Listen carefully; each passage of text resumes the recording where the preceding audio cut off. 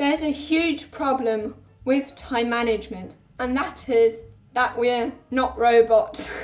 We're human beings. Machines or robots, they don't need sleep, they don't need breaks, and they always work at the same pace, no matter what time of the day. Whereas we humans get tired towards the evenings, and it would be very hard for us to concentrate in the middle of the night. Some days we're better off, and sometimes of the day also we're better at doing certain tasks than others. Some days we get better sleep and therefore we are more effective. We often think that an hour is an hour and it doesn't matter which hour it is, that all hours are the same. But unfortunately, when it comes to us as biological beings, there's some times of the day, some hours when we're way more capable of getting things done than others, where we have way more energy. So in other words, instead of focusing on traditional time management, let's focus on trying to manage our energy. And this raises the question, well, when do we actually have the most energy? According to Stanford neuroscientist Andrew Huberman, the first 8 hours of the day are the hours in which we are the most productive. And the reason why we're the most productive then is because our dopamine and our epinephrine levels are way higher at this time. And dopamine and epinephrine are extremely important for focus, and dopamine also for motivation. Whereas the second 8 hours after we've woken up, that is when our serotonin levels are the highest, and our dopamine and epinephrine levels go down.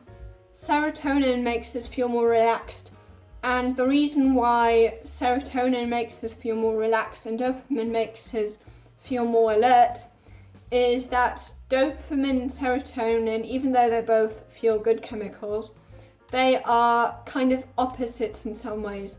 What I mean by that is that dopamine is all about anticipation. It's about finding something, it's about pursuing something of which you think that it will make you happy.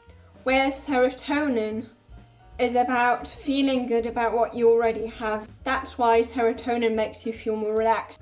Serotonin is there for feeling satisfied, whereas dopamine actually makes you kind of dissatisfied, but it also feels good because pursuing things often feels very good. There are two very different brain mechanisms, the top-down mechanism and the bottom-up mechanism.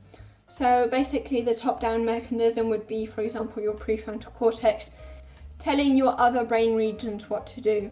Our prefrontal cortex uses up a lot of energy and it works very slowly. This is the conscious part of your brain. And this is great for staying focused and being productive. Whereas the bottom-up mechanism would be our subcortical regions and also our basal ganglia.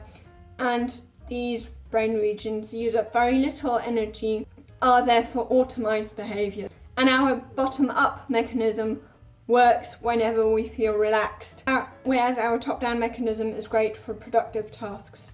And since serotonin makes you more relaxed, this is great for the bottom-up mechanism to do its work. And the reason why this is important is that whenever we're extremely relaxed, this is the time when we're most creative. You've probably noticed that most of your ideas, they don't pop up when you're working very hard. Most of your ideas just come when you're, for example, going for a walk, or for some reason having a shower is also one of those triggers, or generally things where we're not expending a lot of effort, we just feel totally calm.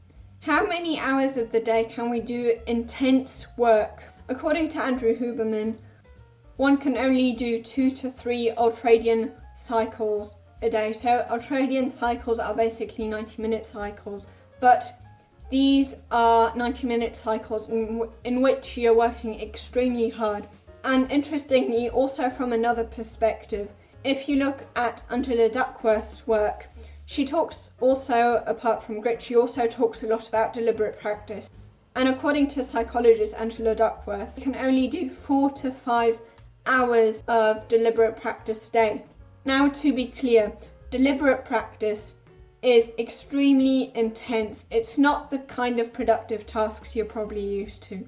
Now what's interesting, if you have a look at 2 to 3 hours of 90 minutes, which Andrew Huberman recommends, and Angela Duckworth saying that the amount of deliberate practice we can do at our best, 4 to 5 hours, 3 ultradian cycles actually fall into 4.5 hours. So basically, what Angela Duckworth and Andrew Huberman are saying is exactly the same, just from different standpoints. The reason why deliberate practice is so hard is because deliberate practice is all about working on your weaknesses, expanding your comfort zone.